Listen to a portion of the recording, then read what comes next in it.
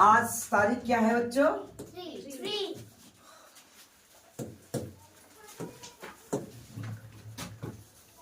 3 फरवरी। फरवरी की मार्च 2024। बोलिए। 3 मार्च 2024 का करंट अफेयर स्टार्ट करते हैं इस मोटिवेशनल कोट के साथ। आज का मोटिवेशनल कोट है, ये बगल में जो आदमी नजर आ रहा है ये कौन है? अमिताभ बच्चन, हमारे देश के सुपरस्टार अमिताभ बच्चन हिंदी मूवी के लिए। कहते हैं कोई भी लक्ष्य मनुष्य कोई साहस से बड़ा नहीं होता। मनुष्य के साहस से बड़ा कोई लक्ष्य नहीं होता। आप जो चीज की तैयारी करते हो, अगर उस चीज की तैयारी करने में आपकी साहस है तो वो लक्ष्य बड़ा नहीं है। अगर साहस ही नहीं है तो वो लक्ष्य छोटा होते हुए आपके लिए बड़ा रहेगा। समझ में आ रहा ना?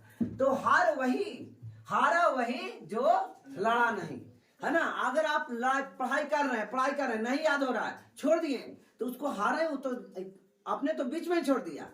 याद करिए, याद करते रहिए, कभी ना कभी आपको याद होगी, है ना? और कॉपी में जब तक रहेगा तब तक कोई काम का नहीं रहेगा। चलिए तो स्टार्ट करते हैं इस फर्स्ट क्वेश्चन के साथ। यहाँ तो जी वो लगा तो टिकना, बढ़ जाओ वहां पे। आज का फर्स्ट क्वेश्चन, खेलो इंडिया यूनिवर्सिटी गेम्स, है ना? नाम क्या है? खेलो इंडिया यूनिवर्सिटी गेम 2024 में पहला स्थान किसने हासिल किया? यानी जो गेम्स का नाम है ये है खेलो इंडिया यूनिवर्सिटी गेम। यूनिवर्सिटी का मतलब होता है विश्वविद्यालय, ठीक है? तो ये हर विश्वविद्यालय की बात कर रहा, जैसे Chandigarh university, lovely foundation university, Guru Nanak Dev university, Punjab university. तो इसमें किसने हासिल किया है इस गेम को, है ना? तो इसका आंसर क्या आएगा? चंडीगढ़ यूनिवर्सिटी। इसका राइट आंसर क्या आ गया? चंडीगढ़। अब चंडीगढ़ के बारे में जानिए। चंडीगढ़ तीन जगहों की राजधानी है, जिसमें 2 राज्य और 1 केंद्र शासित प्रदेश। पंजाब की राजधानी है ना चंडीगढ़, और किसकी राजधानी है चंडीगढ़? हरियाणा की राजधानी। और किसकी राजधानी है? चंडीगढ़ की राजधानी भी चंडीगढ़ है। चंडीगढ़ एक केंद्र शासित प्रदेश है। केंद्र शासित प्रदेशों की संख्या भारत में कितने हैं? 8 है। ओके, चलिए अब इसके बारे में डिटेल्स देखते हैं, ठीक है ना? खेलो इंडिया यूनिवर्सिटी गेम्स 2024, ठीक है ना? इसका संस्करण 4था था। क्या संस्करण? चौथा। संस्करण का मतलब होता है बेटा कि पहला साल शुरू हुआ, फिर दूसरा का साल, तीसरा का साल, चौथा साल। तो अभी ये 4था साल है, यानी इसका स्टार्ट 2000 में हुआ था और ये 2024 है, तो 4था साल हो गया ना? तो 4था संस्करण आप समझ में आया? कैमा संस्करण? 4था संस्करण है। आयोजन कब से कब तक हुआ था? 19 फरवरी से लेकर के 29 फरवरी 2024 तक फाइनल हो चुका है। और किसने जीता तो आपको ये पता है। कौन जीता? चंडीगढ़ यूनिवर्सिटी। किसने जीता? चंडीगढ़ यूनिवर्सिटी। आयोजन कहाँ हुआ था? तो इसका आयोजन का मतलब कहाँ पे ये गेम खेला गया। गेम मतलब खेल, कहाँ पे ये खेला गया? तो गुवाहाटी। अब आपको ये करंट बनेगा, यहाँ से जिक्के बनेगा क्या कि गुवाहाटी जगह किस राज्य में है? तो गुवाहाटी कहाँ है? असम में। अरे आप लोग इतना कैसे बोलते हैं, है ना? माइक से थोड़ी ना पढ़ा रहे। असम में है गुवाहाटी। कहाँ? असम में। मन में बोलिए, है ना? आयोजन स्थल को बोला जाता है वेन्यूज। शुभंकर यानी इसका मैस्कोट कौन है? तो मैस्कोट एक अष्टलक्ष्मी अर्थात तितली। मैस्कोट क्या होता है ना, जब कोई गेम होता है तो वो लोगो बनाया जाता है, जिसको मैस्कोट कहते हैं, यानी शुभंकर। तो ये समय का तितली था। नेक्स्ट, खेलो इंडिया यूनिवर्सिटी में अगर बात करें तो इसमें कुल खेलो गेम की संख्या 20 थी। यानी जैसे कबड्डी हो गई, हॉकी हो गई, क्रिकेट हो गया, ऐसे ऐसे करके, है ना? स्क्वैट्स हो गया, फुटबॉल हो गया, अलग अलग चीजें। तो टोटल मिलाकर के कितने खेल इसमें खेले गए? 20 खेल खेले गए। जैसे आपके स्कूल में प्रतियोगिता होता होगा तो अलग अलग गेम्स में होता होगा, नहीं? तो इस प्रकार से इसमें टोटल गेम्स की संख्या कितनी है? तो 20 है। एथलीट यानी धाव को 4500 इसमें पार्टिसिपेट किया गया था, ठीक है ना? यूनिवर्सिटी कितने भाग लिए थे? तो 200 से अधिक यूनिवर्सिटी इसमें भाग लिया। समझ में आ रहा है? स्टूडेंट लोग खेलने गए तो इसमें लगभग 200 यूनिवर्सिटी पार्टिसिपेट किया। नेक्स्ट, तो अब रैंक के अनुसार देखा जाए, खेलो इंडिया यूनिवर्सिटी गेम्स 2024 का आयोजन का ये चौथा संस्करण था। इसका विजेता कौन बना? चंडीगढ़ है ना यूनिवर्सिटी। ठीक है, कैमा संस्करण था ये? चौथा। कब से कब तक चला? फरवरी में, है ना, 24-28 कुछ भी हो, फरवरी में चला। ठीक है ना। तो पहला स्थान मिला चंडीगढ़ को। किसको? चंडीगढ़ को। इसमें जो गोल्ड मेडल थे ये 32 मिले। चंडीगढ़ को गोल्ड मेडल कितने मिले? 32। रजत का मेडल मतलब चांदी, सिल्वर मेडल। और कांस्य मेडल मतलब, कांस्य पदक मतलब ब्रॉन्ज मेडल। तो मेडल 3 होते हैं। तो ये भी आपका जीके का क्वेश्चन बन गया कि मेडल कितने प्रकार के होते हैं? 3 प्रकार के। एक हो गया स्वर्ण मेडल, दूसरा हो गया रजत मेडल और तीसरा हो गया कांस्य मेडल। स्वर्ण मेडल मतलब गोल्डन मेडल, रजत यानी चांदी यानी सिल्वर मेडल, और ब्रॉन्ज मेडल क्या? Bronze medal. अब ब्रॉन्ज मतलब कांसा होता है बेटा। क्या होता है? कांसा। यानी इसमें कॉपर, इसमें कांसा में कौन मिले होते हैं? तो कॉपर और कौन होता है? कॉपर और एसएन होता है, टीन होता है। कॉपर और टीन, कॉपर और जिंक होता है क्या? कांसा नहीं, सही है, कॉपर और टीन होंगे। याद रखिएगा, ये कॉपर और टीन ये दोनों मिलकर के क्या बनाएगा? कांसा बनाएगा। बोलो क्या बनाएगा? कांसा यानी कांस्य। कांसा किसके किसके मिल से? कॉपर और टीन के मिलता है। ये आपका क्वेश्चन बन गया। कांसा मिश्र धातु है, किसके मिलने से बना? कॉपर। कॉपर यानी तांबा और टीन के मिलने से। ठीक है ना। इसलिए सिंधु घाटी सभ्यता में बहुत सा कांसा के चीज मिला था, इसलिए सिंधु घाटी सभ्यता को कांस्य युगीन सभ्यता भी कहा गया। ओके, तो अब ज्यादा चीजें याद करने की जरूरत नहीं। 71 कुल पदक मिले। ठीक है, नेक्स्ट कहता है 2018 में खेलो इंडिया यूथ गेम का पहला संस्करण किया गया था तमिलनाडु में, है ना। हटाइए, ज्यादा इंपॉर्टेंट इसमें नहीं है। आज का ये क्वेश्चन नंबर बेटा 2 तेंदुआ। तेंदुआ यानी लिपर्ड। तेंदुआ को इंग्लिश में क्या कहते हैं? है ना, लिपर्ड, लियोपार्ड। लिपर्ड बोले, क्या बोलेंगे? Leopard. Leopard means, leopard means तेंदुआ। हाँ, तेंदुआ।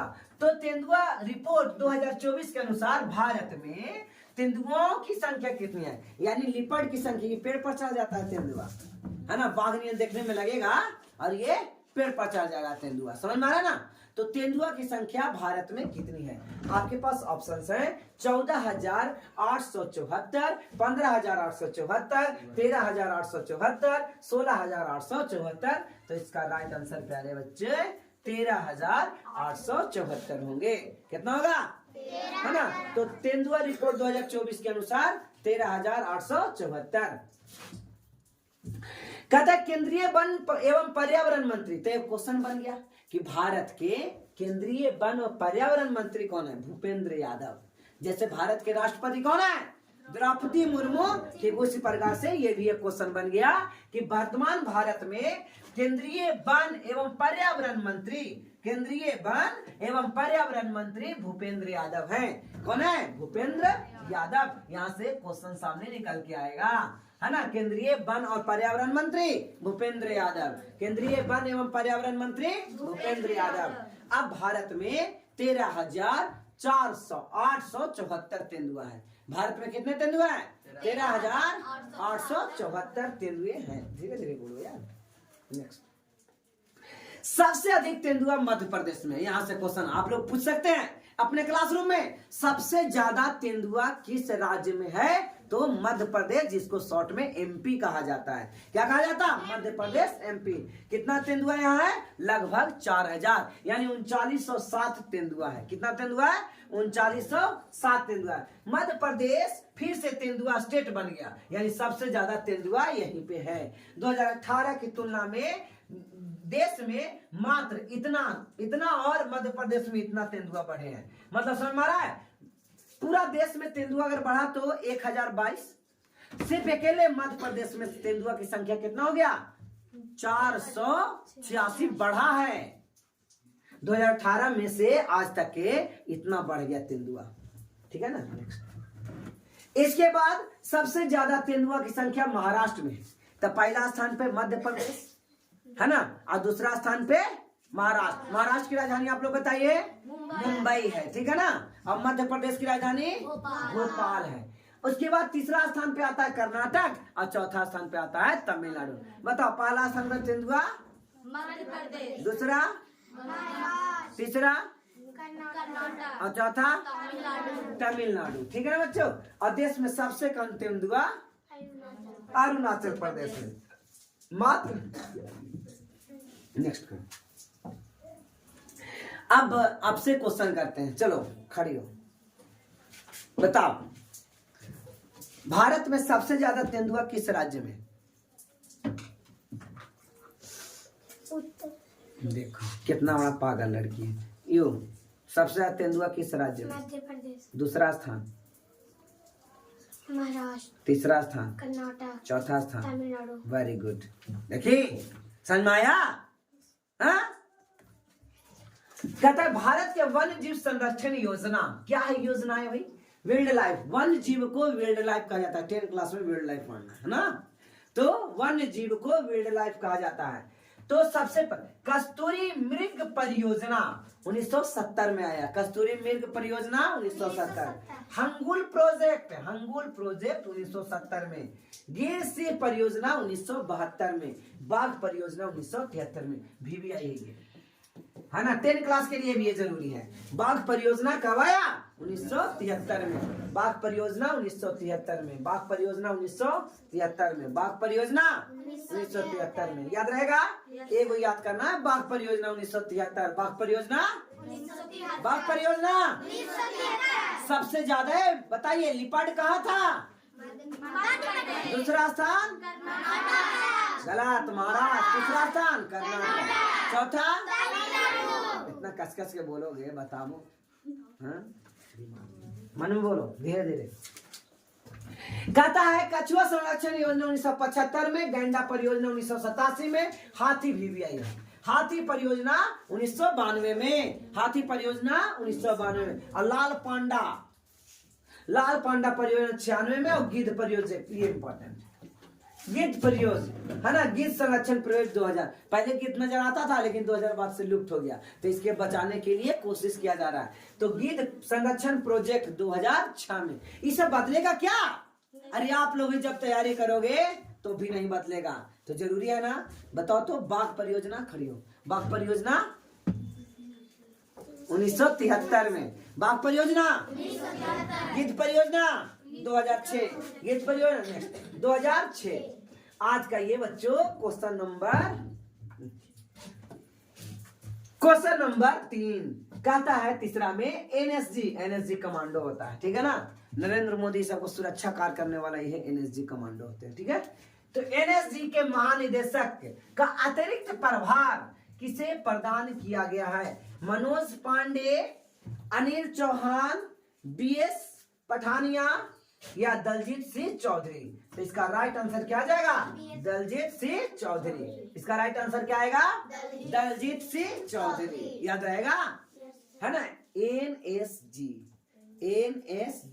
नेशनल सिक्योरिटी गार्ड है ना। National security guard. अभी NSG भारत के national security guard Ajit Doval साहब है। अजीत डोभाल। चलो देखते हैं दलजीत सिंह चौधरी, इनको अतिरिक्त प्रभार दिया गया है। IPS अधिकारी दलजीत सिंह चौधरी सशस्त्र सीमा बल यानी SSB, सशस्त्र सीमा बल। क्या फुल फॉर्म हो गया?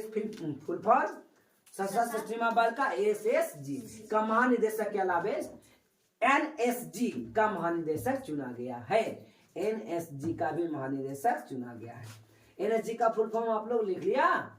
National security guard.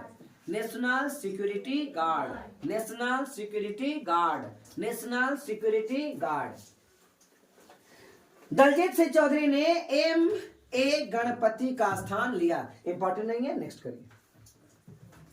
आ जाइए नेशनल सिक्योरिटी गार्ड, ये टोटल इंपॉर्टेंट है बच्चों, टोटल इंपॉर्टेंट। VVI NSG के बारे में, नेशनल सिक्योरिटी गार्ड के बारे में टोटल इंपॉर्टेंट है।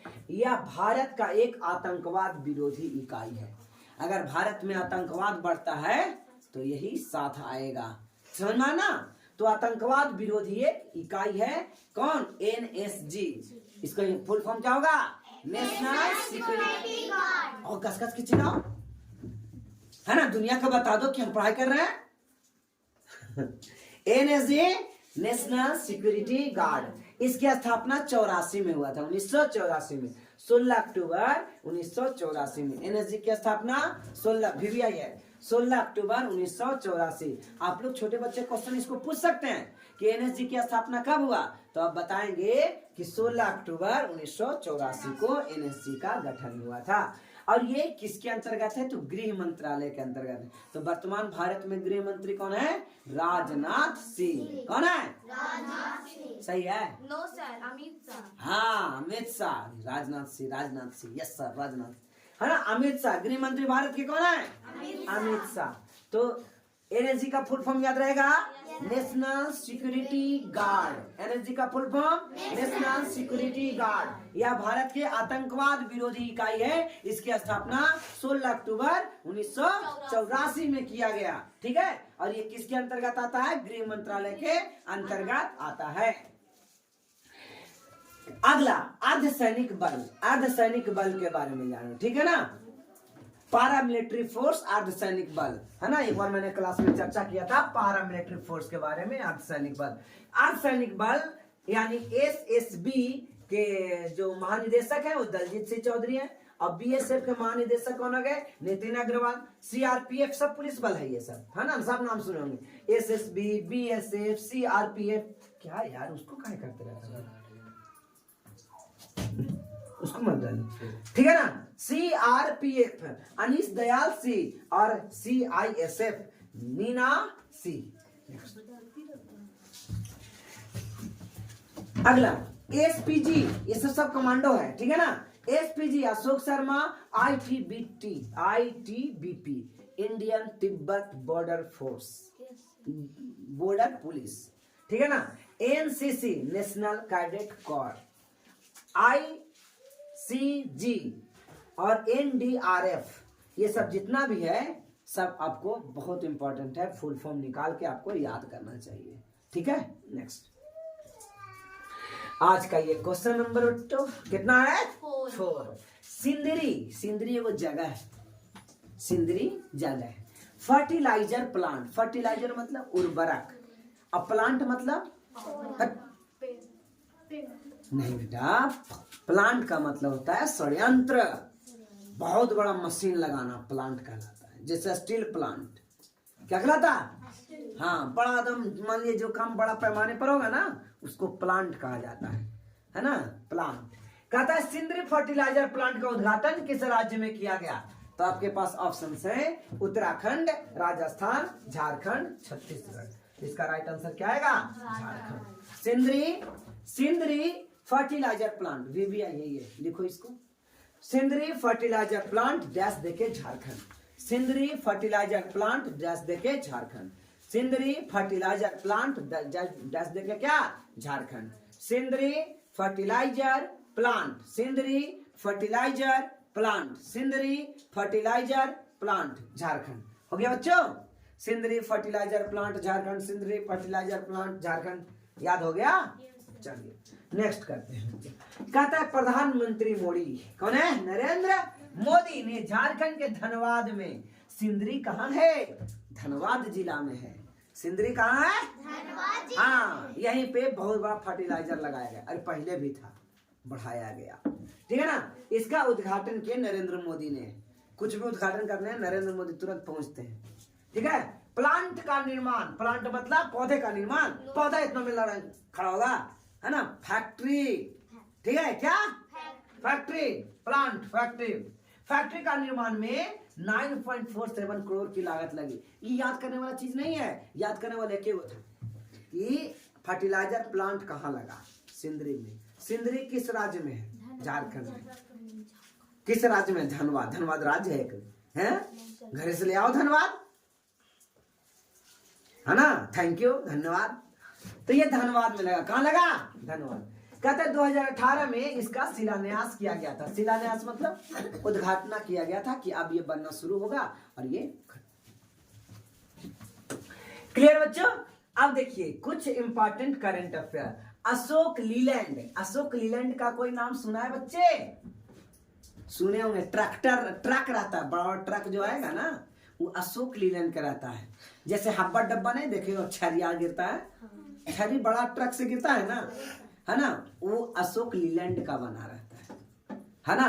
किसका बना रहता है? अशोक लीलैंड। ये क्या है? खाली लीलैंड बोले ना तो कपड़ा के एगो टाइप है, कपड़ा क्लॉथ कंपनी। जैसे रेमंड, नाम सुने होंगे रेमंड? नहीं सुने हो? सुनते हो नहीं?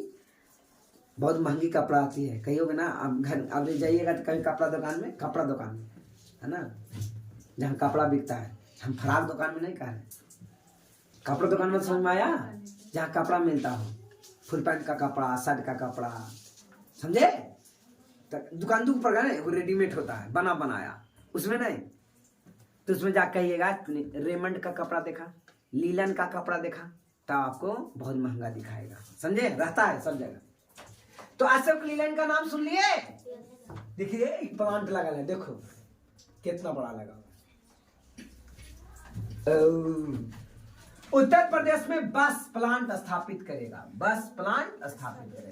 अशोक लीलैंड जो कंपनी थी जिसको पहले ट्रक बनाती थी, अब अशोक लीलैंड उत्तर प्रदेश में क्या बनाएगी? बस बनाएगा। बस मतलब अरे बस जो चलता है, जिसको बैठ के गुड़िया से निकलते हैं, सरघाटी, गया, डोई, मोहनपुर जाता है ना, तो बस प्लांट लगाएगा। याद रहेगा बच्चों कि लीलैंड जो पहले ट्रक बनाया करती थी, अब उत्तर प्रदेश में क्या बनाएगी? बस बनाएगी। याद रहेगा। हिमाचल प्रदेश में ऊना, हिमाचल प्रदेश के ऊना एगो डिस्ट्रिक्ट है, जिला। हिमाचल प्रदेश में एक जिला है जिसका नाम क्या है? ऊना। अब आप पूछ सकते हैं बच्चों से, ऊना किस राज्य में है? तो ऊना किस राज्य में है? हिमाचल प्रदेश, है ना। HPCL के द्वारा एथेनॉल प्लांट का स्थापना किया गया। यहाँ से एथेनॉल बनाया जाएगा। कोई चीज को सड़ा उड़ा करके एथेनॉल, फिर गैस से, फिर खाना वाना बनने में अलग अलग। नेक्स्ट आगे देखिए, टाटा ग्रुप ने गुजरात में ईवी बैटरी प्लांट लगाया, यानी वहां बैटरी बनाया जाएगा। ठीक है ना। कैसा व्हीकल? ठीक है ना। ईवी यानी इलेक्ट्रॉनिक व्हीकल। ईवी का फुल फॉर्म क्या होगा बच्चों? इलेक्ट्रॉनिक। तो इलेक्ट्रॉनिक हमारा स्कूटी क्या है? समझे ना। तो इलेक्ट्रॉनिक व्हीकल हर प्रकार से, चाहे वो बस बनाना हो, 2 व्हीलर बनाना हो, 3 व्हीलर बनाना हो, 4 व्हीलर बनाना हो, ये सब के लिए टाटा ग्रुप ने गुजरात में एक फैक्ट्री लगाया, प्लांट लगाया। देश का पहला सेमीकंडक्टर बनाने वाले गुजरात में खुलेगा, है ना। फैक्ट्री कहाँ खुलेगा? गुजरात में। सेमीकंडक्टर क्या होता है? जैसे मोबाइल कैसे चल रहा है, इसमें बहुत सा सेमीकंडक्टर लगा हुआ है, चिप लगा हुआ रहता है। ठीक है ना। तो ये पहला फैक्ट्री गुजरात में खुलेगा। कहाँ खुलेगा? नेक्स्ट आज का ये क्वेश्चन नंबर कितना है? 5। पशु कल्याण के लिए एक राष्ट्रीय पहल वनतारा, राष्ट्रीय पहल वनतारा की शुरुआत किसके द्वारा की गई है? किस कंपनी के द्वारा? तो टाटा ग्रुप। टाटा नाम सुने होंगे, टाटा बिरला, घर पैसा काम टाटा बिरला ये पैसा दे, है ना। तो टाटा हो गया, अडानी हो गया, जिंदल है, एयरलाइंस है, रिलायंस है, ये सब बहुत बड़ी बड़ी कंपनियां हैं। ठीक है ना। तो ये कंपनियां पशु कल्याण के लिए एक राष्ट्रीय पहल वनतारा की शुरुआत करेगा। ठीक है। और ये मुकेश अंबानी की कंपनी रिलायंस है ना। मुकेश अंबानी कंपनी रिलायंस जो जियो अथी बनाती है, जियो टावर वगैरह, मोबाइल वगैरह, जियो का। ठीक है ना। ये किनका? मुकेश अंबानी का Reliance. Reliance industry and Reliance foundation ने पशु कल्याण के लिए वनतारा कार्यक्रम शुरुआत किया है। वनतारा कार्यक्रम ने पिछले कुछ वर्षों में 200 से अधिक हाथियों और 1000 से अन्य जानवर, पशु, पक्षियों, सरीसृप खतरनाक स्थितियों से बचाया है। मतलब कुछ बीमार उमार पड़ गया तो उसको इलाज करवाया, वो भी फ्री। और किसके अंतर्गत? वनतारा के अंतर्गत। कौन ने इलाज करवाया? मुकेश अंबानी, है ना। इधर रिचार्ज महंगा करते जा रहा है और उधर इलाज करवा रहा है।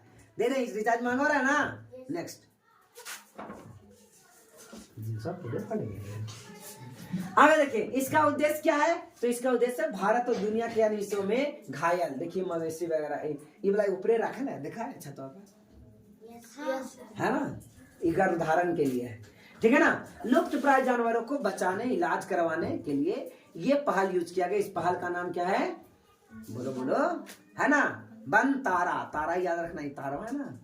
चलिए नेक्स्ट, वन तारा। पशु कल्याण संबंधित महत्वपूर्ण वन।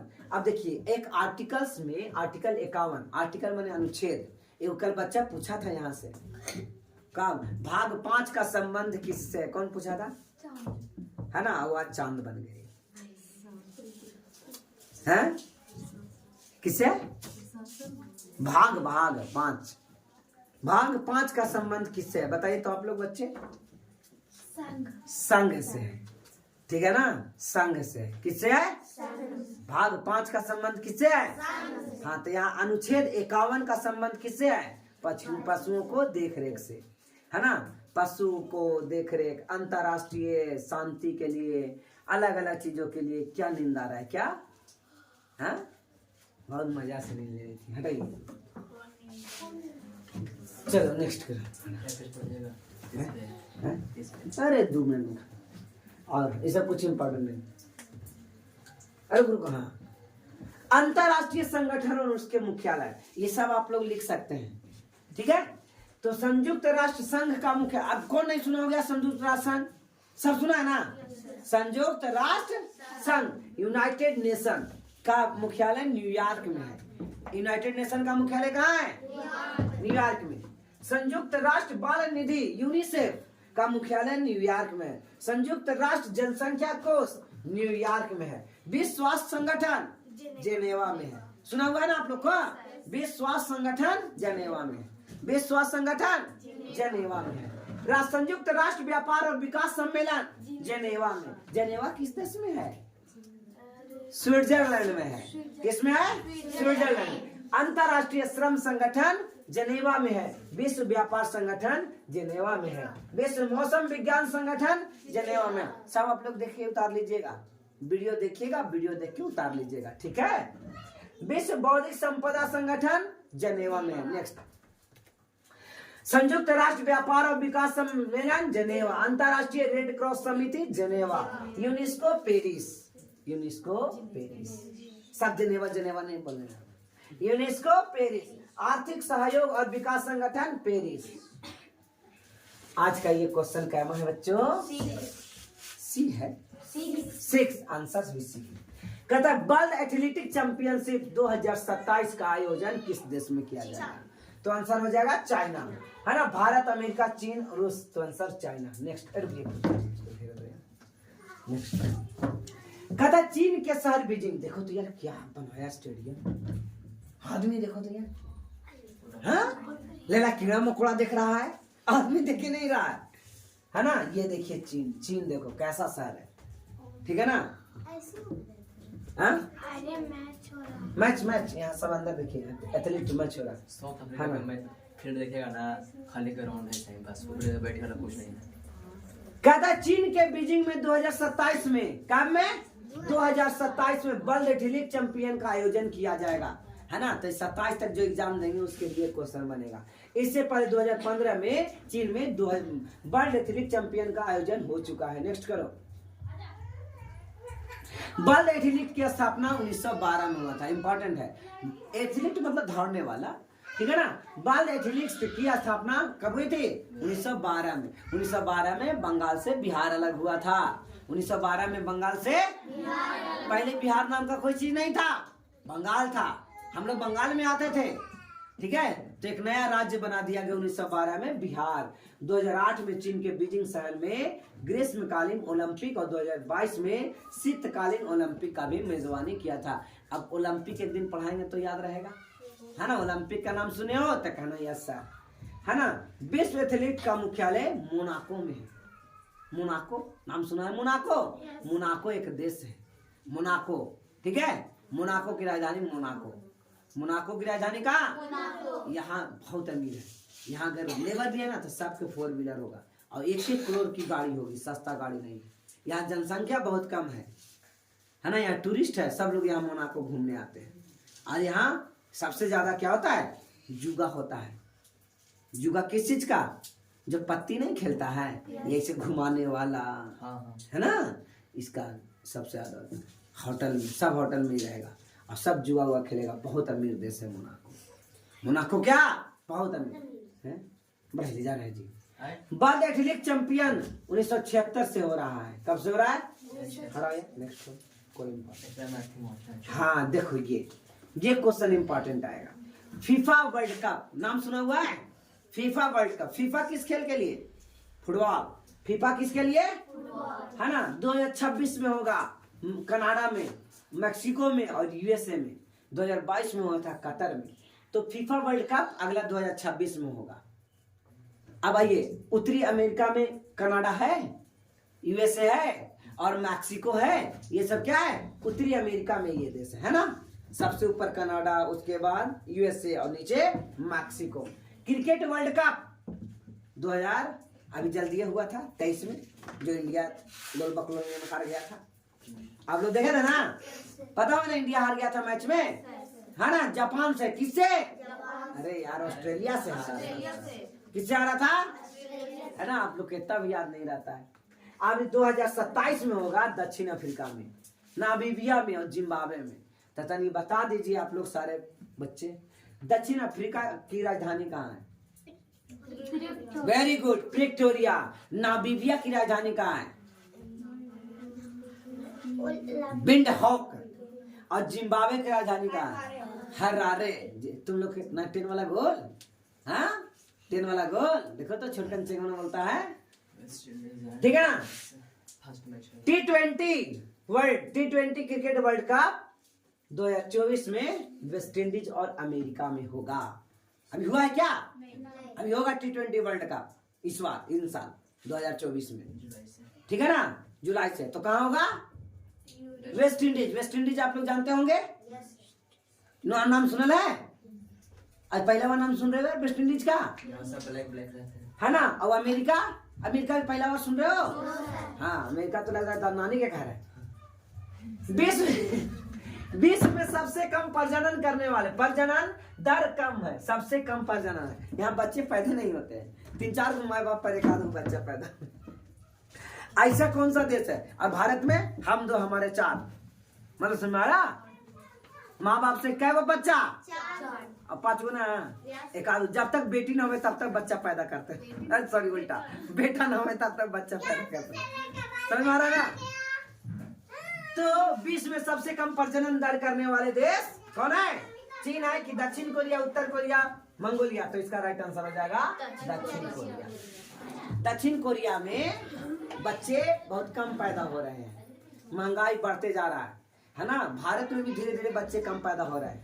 इसके पीछे कारण है, गरीब लोग तो हम 2 हमारे 27 कर देते हैं, मैंने 4, 5, 6 बार, लेकिन अमीर लोग 2। कारण क्या है? सबसे ज्यादा पैसा पढ़ाई पर खर्चा होता है।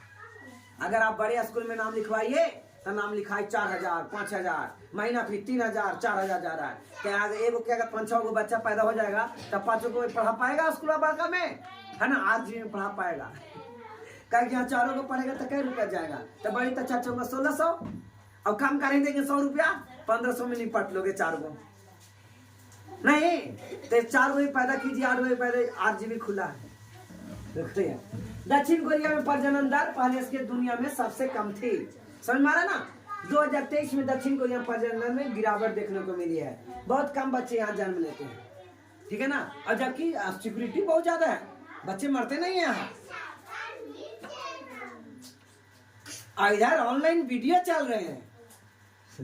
चलिए कहता है करियर में उन्नति और बच्चे की परवरिश के वित्तीय लागत के बारे में चिंतित महिलाओं ने बच्चे को जन्म करने में देरी या बच्चे ना पैदा करने का फैसला लिया। समझ में आया? इंडिया में भी पैसा इतना खर्च हो जाता है बच्चे पर कि 2 ही को पैदा करते हैं, ठीक है ना। और दक्षिण कोरिया में या तो अब जब बच्चा पैदा हो जाएगा तो कहाँ से पढ़वे, तो पहले नौकरी की तैयारी करते करते 32-33 साल हो जा रहा है, ठीक है। इंडिया में भी ऐसी हो रहा है, शादी का डेट बहुत बढ़ गया है। देख रहे हो ना, हम बगल में वो यहाँ सुरेंद्र चा करके देख रहे हो, हाँ 31-32 साल, हमसे भी 2-3 साल बड़े हैं और उनका अभी तक शादी इस बार होना है ना। तो ये सोचेंगे कि पहले, है ना, बच्चे आगे देखिए। तो कहता दक्षिण कोरिया की प्रजनन दर में इतना गिरावट देखने को मिला। कहता जनसंख्या की स्थिरता के लिए प्रजनन 2.1 होना चाहिए। मतलब समझ में आ रहा है? हम दो हमारे दो। अगर 100 आदमी है माँ बाप, तो बच्चे 100 नहीं 110 होने चाहिए। 2.1 मतलब 100 में कितना 110, 100 में कितना, काहे कि 10 को मर भी तो सकता है, नहीं समझे क्या? कभी एक्सीडेंट में मर गया, कभी कुछ में मर गया, कभी कुछ में मर गया, कुछ और बीमारी हो गया। इसके चलते अगर जनसंख्या को बराबर रखना है, मेंटेनेंस रखना है, ना ज्यादा बढ़ाना है ना घटाना है, तो 2.1 प्रोग्रेस होना चाहिए। मतलब 100 आदमी पर 100 महिला पुरुष से 110 महिला पुरुष होना चाहिए, ठीक है ना? और नहीं तो बताइए, हम दो हमारे दो होगा, और अगर एगो मर गया तब घट गया ना जनसंख्या, घटेगा कि नहीं घटेगा? तो इसलिए 2.1 होनी चाहिए। याद रखिएगा, याद रखिएगा, ठीक है ना, कि जनसंख्या स्थिरता के लिए, ये लाइन ये नोट करो, है ना, तारा नोट कर लो। जनसंख्या स्थिरता के लिए आवश्यक परिमाण 2.1 होगा, यानी 2.1 रहेगा तब जनसंख्या रेस्ट रहेगा, रुका रहेगा। दक्षिण कोरिया की जनसंख्या जो वर्तमान में 51 बिलियन है 2005, और यहाँ भारत में प्रजनन 2.122 प्रति महिला है। नेक्स्ट कहता है प्रति महिला लगभग 7 बच्चे को जन्म दर 7। नाइजर दुनिया का सबसे अधिक प्रजनन दर है। देश में माली दूसरे स्थान पर आता है। माली की राजधानी बमाको, नाइजीरिया की राजधानी नाइजर। कहता है नाइजीरिया में यानी नाइजर में एक आदमी यानी महिला पुरुष से कितने बच्चे हो रहे हैं? 7 को हो रहे हैं। भारत में ये 7 अब नहीं होता है 7 को बाल बच्चा देखे हो, अब बहुत कम, पहले के जमाना में ऐसा था, है ना। यहाँ तो बहुत 3 नहीं तो 4 और ज्यादा 2। अमीर है तो 2, गरीब है तो 3, और गरीब है तो 4, नहीं समझे? और अमीर वाले 2 गो, जो अमीर रहेंगे वो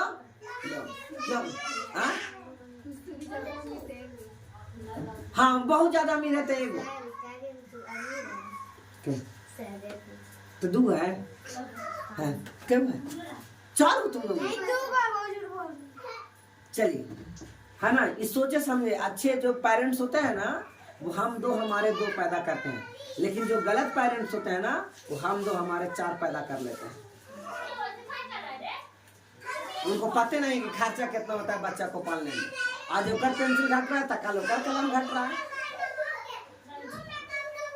गद्दा कर दिया खा ले के ना, तनिक हो जाके माना करना। चलिए दक्षिण कोरिया के बारे में बताओ बच्चों। तो दक्षिण कोरिया की राजधानी कहाँ है, कौन बताएगा? सियोल, सबको याद है ना? अब बताइए यहाँ के राष्ट्रपति कौन है? लिख लो। दक्षिण कोरिया के राष्ट्रपति सुक एओल, है ना। सियोल से हो गया एओल। देखिए साउथ कोरिया, ऊपर में north Korea, Kim Jong Un का ये जगह है, और ये साउथ कोरिया, है ना। यहाँ के राष्ट्रपति कौन है? एओल। खाली एओल भी बोलोगे तो सही रहेगा बच्चा, ठीक है। और प्रधानमंत्री कौन है? हान डक्सू। और यहाँ के मुद्रा वोन, ये मुद्रा इंपॉर्टेंट है। दक्षिण कोरिया का मुद्रा, जैसे भारत का मुद्रा क्या है? रुपया, और दक्षिण कोरिया का मुद्रा क्या है? वोन। भारत की राजधानी क्या है? नई दिल्ली। और दक्षिण कोरिया की राजधानी सियोल, ठीक है। भारत किस कॉन्टिनेंट में है? एशिया में। और दक्षिण कोरिया किस कॉन्टिनेंट में है? एशिया में। नेक्स्ट करिए। आज का क्वेश्चन नंबर 8 कहता है विश्व समुद्री घास दिवस। विश्व समुद्री घास दिवस कब मनाया?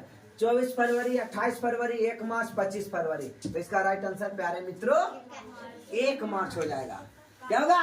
1 मार्च। विश्व समुद्री घास दिवस 1 मार्च। विश्व समुद्री घास दिवस 1 मार्च। नोट करो ना यार, है ना, मिले तो तुरंत नोट कर लो। विश्व समुद्री घास दिवस 1 मार्च। विश्व समुद्री घास दिवस 1 मार्च। विश्व समुद्री घास दिवस 1 मार्च। विश्व समुद्री, नेक्स्ट करो। विश्व समुद्री घास दिवस 1 मार्च। नेक्स्ट करो, ये सिखाना।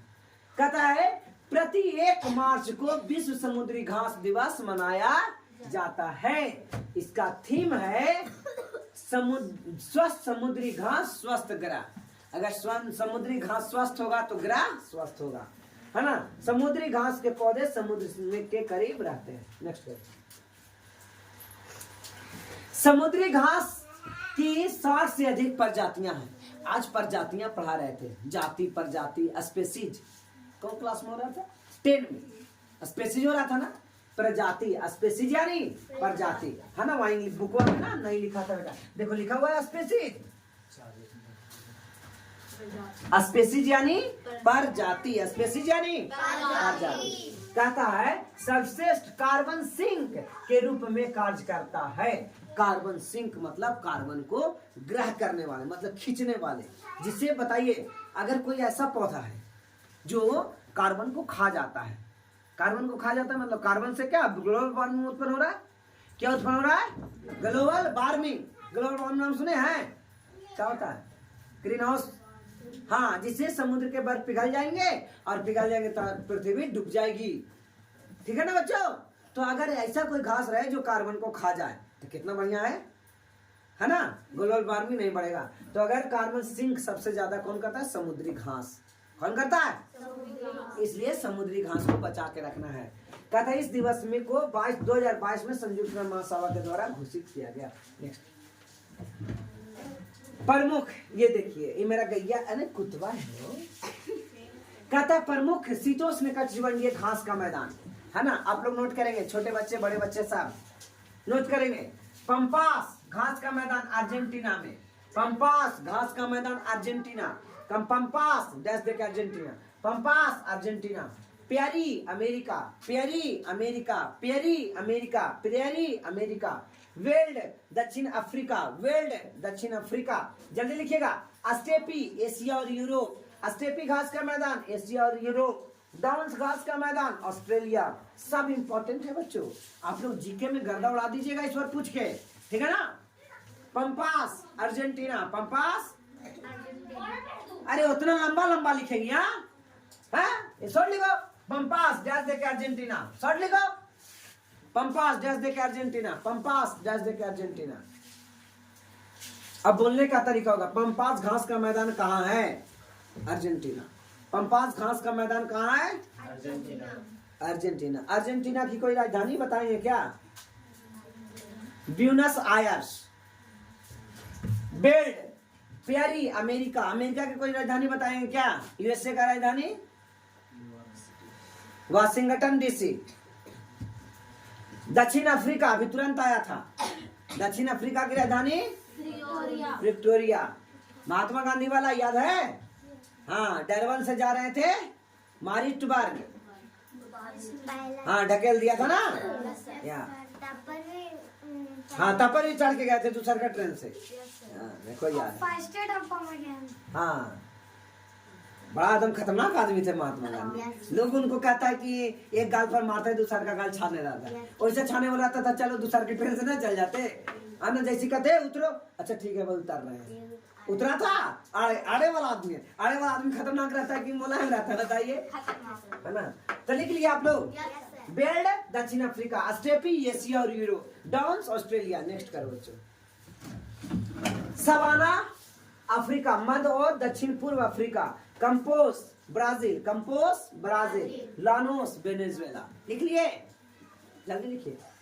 सवाना, अरे खाली ये लिखना, savanna campos llanos, savanna campos llanos, savanna campos llanos, savanna.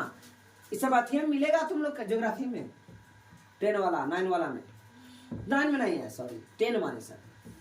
Savanna campos llanos, savanna campos llanos, savanna campos llanos. याद रहेगा?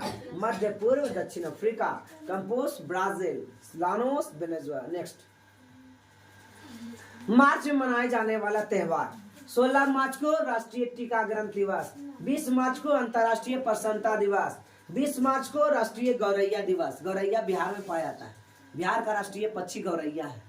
बिहार का राष्ट्रीय पक्षी, अब भारत का राष्ट्रीय पक्षी चूहा। अच्छा मोर, है ना? मोर, पैर के मोर के पैर खाए हो?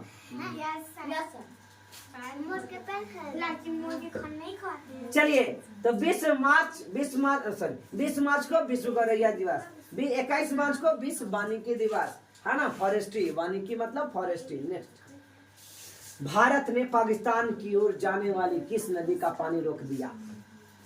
है ना? रावी नदी का पानी रोक दिया। किसका?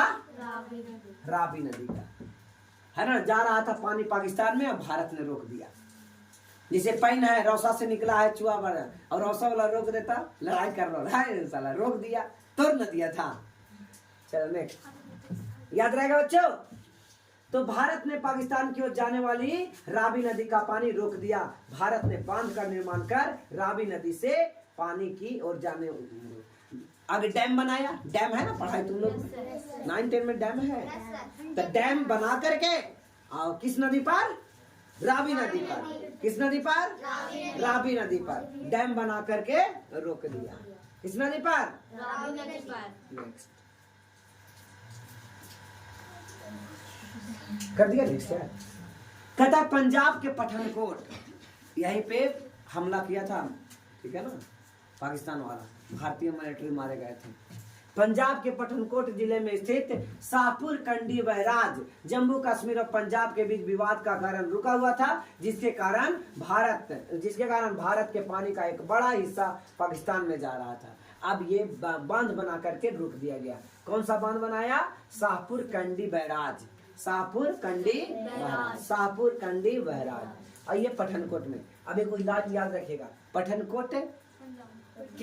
पठानकोट जिला किस राज्य में? पंजाब में। याद रहेगा तो नोट कर लो ना, पूछिए। हाँ, कम। यह परियोजना 1995 में शुरू की गई थी और आज जाके खत्म हो रहा है। सब काम रुका हुआ था, सब नरेंद्र मोदी पूरा करवाया है। जाके मोटर बंद करो तो। नेक्स्ट नरेंद्र मोदी के वोट देना। हाँ, केंद्र सरकार ने दिसंबर 2018 में परियोजना काम किए शुरू किया गया था। चलिए आगे आइए, देखो बेटे, ये है आपका भारत और ये है बगल का, है ना, नंगा भुखमंगा पड़ोसी देश पाकिस्तान। ठीक है, ये है भारत, हमारा प्यारा इंडिया। और इसके बारे में कैसे बोले थे? नंगा भुखमंगा, है ना, पड़ोसी देश पाकिस्तान। ठीक है, तो यहाँ पे अच्छा कौन नदी में पानी रोका था वो? रावी। और रावी गया, रावी देवे नहीं क्या। इंडस मतलब सिंधु, झेलम मतलब झेलम, चिनाब, सतलुज, इंडस, ये रावी नदी पर बैराज बनाए हैं। कौन सा नदी? रावी, है ना। और नीचे आ रहा होगा ये नदी, ठीक है, ये नदी है, बॉर्डर है। हाँ, मतलब तू टीचर आती तो इसको तो नदी बना देती है। हाँ? बताइए, चिनाब, कोट था ना, याद आ रहा है? झेचिराविस,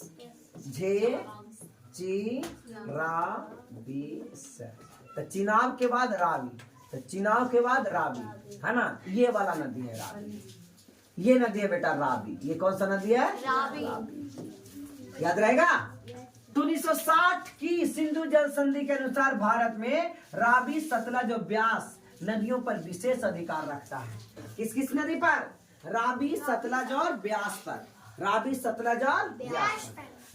रावी का परुसनी नाम था। रावी को पहले के जमाना में परुसनी नाम था। तो आप पूछ सकते हैं परुसनी किस नदी का नाम? तो रावी। नेक्स्ट,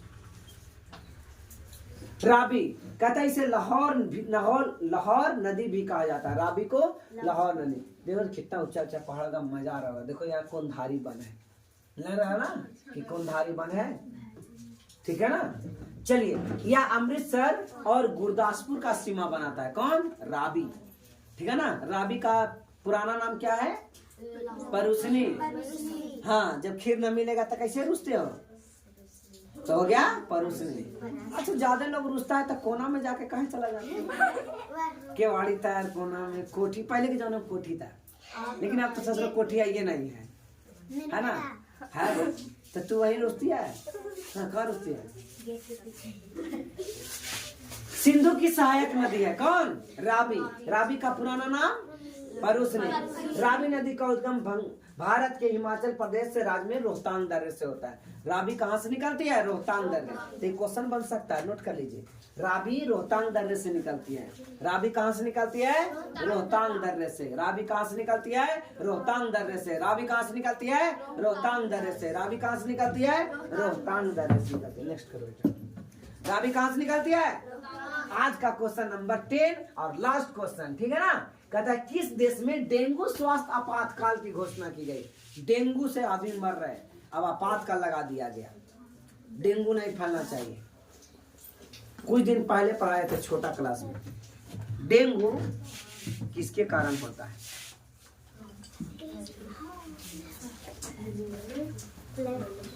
कौन सा मच्छर काटने से डेंगू होता है? मादा नहीं, मादा एडिस। Very good. कौन बोला? हाथ जोड़ा। हाँ, ये ऐसा एनाफेलिस बोल रहा था। हाँ, तो मादा एनाफेलिस, मादा एडिस, मादा एडिस, मादा एडिस। मादा एडिस नामक मच्छर काटने से डेंगू होता है। ठीक है, बताइए 7-6 का क्वेश्चन है। अब ये देश आ गए आपके भाई साहब पेरू। पेरू की राजधानी लीमा, ब्राजील की राजधानी ब्राजीलिया, अर्जेंटीना की राजधानी ब्यूनस आयर्स, कंबोडिया की राजधानी नियोम प्ने। कहता पेरू ने स्वास्थ्य आपातकाल की घोषणा करी क्योंकि डेंगू का बुखार का मामला बढ़ रहा है। 2024 में 8 हफ्तों के भीतर डेंगू के 31,000 से अधिक मामले सामने आए। नेक्स्ट है ना, ये देखिए पीछे फुहारा मारा रहा है। डेंगू से 2024 में 32 मौतें हुई है। पेरू में लगभग 25 क्षेत्रों में विश्व स्वास्थ्य आपातकाल घोषित किया गया है। नेक्स्ट, ठीक है ना, ये है पेरू, दक्षिण अमेरिका का देश है पेरू, इसकी राजधानी लीमा। पेरू के बारे में जानिए। दक्षिण अमेरिका का देश है पेरू, यहाँ की राजधानी लीमा है। यहाँ के राष्ट्रपति दीना बेलुआर्टे है, प्रधानमंत्री अल्वार्टे आटारोला है, ओटारोला। नेक्स्ट करो। पेरू के बारे में जानिए। माचू पीचू खगोलीय वेधशाला पेरू में है। माचू पीचू खगोलीय वेधशाला कहाँ है? पेरू में। और दुनिया का सबसे अधिक रेत के टीले पेरू में नजर आते हैं। रेत माने बालू, बालू के ऊंचे ऊंचे टीले। रेत कौन क्लास में पढ़ा रहे थे कुछ दिन पहले? सिल्ट, रेत क्लास 10 में पढ़ा रहे थे। हाँ, नदियां सिल्ट जमा कर देती है। टीटीकाका झील बोलिविया पेरू के बीच में है। टीटीकाका झील सबसे ऊंचाई पर स्थित झील टीटीकाका झील है ना, याद है? ये सुना, ये कभी आपने नाम सुना होगा, टीटीकाका झील है ना। चलिए नेक्स्ट। यहाँ रहेंगे ऐसा नाम ना सुनेंगे। चलिए तो आज का क्वेश्चन बस इतना ही है ना। कल मिलेंगे इसी टाइम पर, तब तक लिए बाय बाय।